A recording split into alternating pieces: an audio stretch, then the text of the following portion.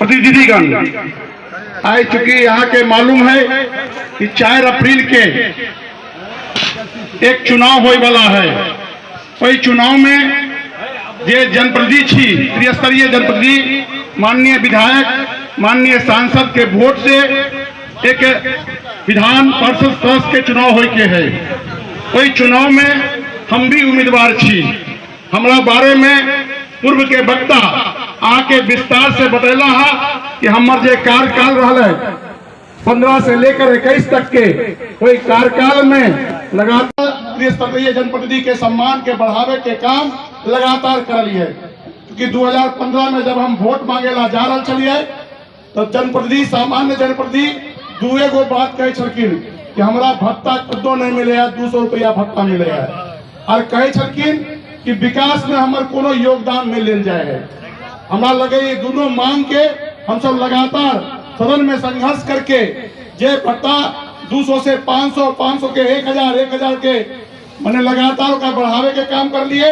और पुनः अंतिम सत्र में सरकार से हम आश्वासन देने चलिए कि नया सत्र के जे जनप्रतिनिधि चुनकर थी उनका भत्ता बढ़ाया जाए। और सरकार के घोषणा भेला कि जे भी जनप्रतिनिधि नया चुन कर ना सबके भत्ता हम दुगुना बढ़ा जाए। साथ ही साथ जे प्रतिनिधि आई विकास के कार्य से अछूता छली, वही सब प्रतिनिधि के आई विकास से जोड़ गेल। वार्ड सदस्य के भी अपन वार्ड के विकास से जोड़ गेल। जे पंचायत के हमारे पंचायत समिति के लोग छलकिन उनका मनरेगा में कोनो अधिकार नहीं चले, कोई मनरेगा में अनुशंसा करे के अधिकार दिया गया। हमारे जिला परिषद के सदस्य छलकिन उनका मनरेगा में कोई अधिकार नहीं चले, कोई अधिकार के देल गेल। और साथ ही साथ आने वाला समय में जे भी विकास के काम है वही में सब प्रतिनिधि मिलजुल कर काम करवे, एवं सरकार के आश्वासन है। साथ ही साथ अभी महत्वपूर्ण विषय ये है कि प्रत्येक जिला में संवैधानिक अधिकार है, यहाँ के लोकायुक्त के बहाली होए के चाहिए। जे लोकायुक्त केवल जनप्रतिनिधि के समस्या के देखते है। अब अहाँ कल्पना करियो कि पूरा एक विधानसभा क्षेत्र में 3 लाख मतदाता के प्रतिनिधित्व एगो विधायक करे छथिन। एक लोकसभा क्षेत्र में लगभग 18 लाख मतदाता के प्रतिनिधित्व एगो सांसद करे छथिन।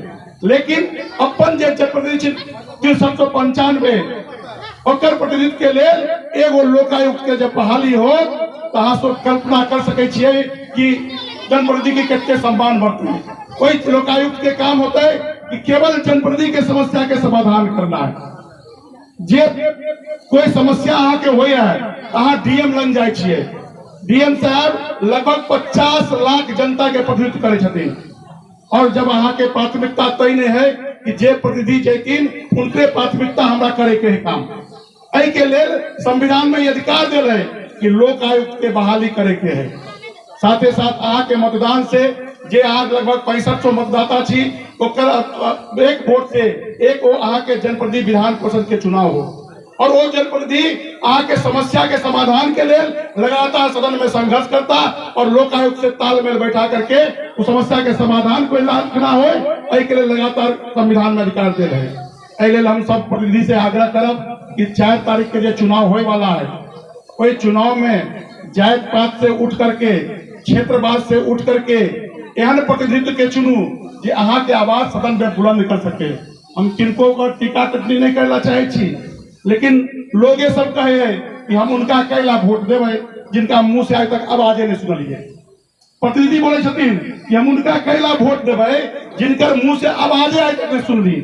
ओहनो उम्मीदवार मैदान में है, एगो एहनो उम्मीदवार मैदान में छे कि जिनका मौका तो मिल रहे लेकिन 6 साल तक या 12 साल के बाद केवल वो वोटे मांगे आवे छथिन।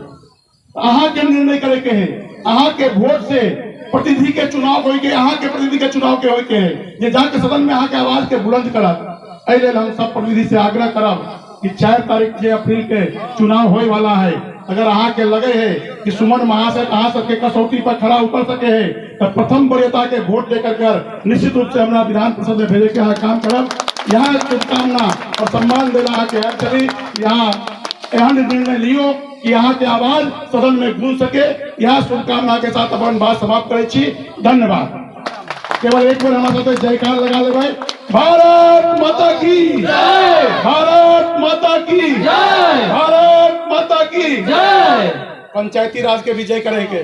त्रिस्तरीय पंचायत प्रतिनिधि की, त्रिस्तरीय पंचायत प्रतिनिधि की।